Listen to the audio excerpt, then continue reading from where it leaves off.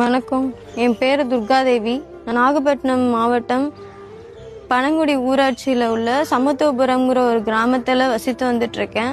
என்னோட குழந்த அவங்களுக்கு 1 வயசு 8 மாதம் ஆகுது. இவங்க 9 மாதம் வரைக்கும் எல்லா குழந்தைங்களையும் மாதிரி எந்திரிச்சு குப்பரை படுக்கிறது, உட்கார்றது எல்லாமே அவங்களே பண்ணிட்டு இருந்தாங்க. 9 மாதத்துக்கு மேலேயும் அவங்களால நடக்க முடியல, வெயிட் ஏறல அப்படின்னு சொல்லிட்டு 18 மாதம் இருக்கும்பொழுது வேலூர் சிஎம்சி ஹாஸ்பிட்டலில் போய் பார்த்ததுக்கு அவங்களுக்கு முதுகெலும்பு தசைநார் சிதைவு, ஸ்பைனல் மஸ்குலர் அட்ரோபி அப்படின்ற ஒரு நோய் இருக்குன்னு சொல்லியிருக்காங்க.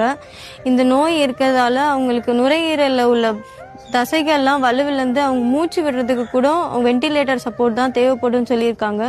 இதுக்கு ஒரே தீர்வு ஜோல்ஜன்ஸ்மா அப்படிங்கிற ஒரு முறை செலுத்துகிற ஊசி தான் சொல்லியிருக்காங்க.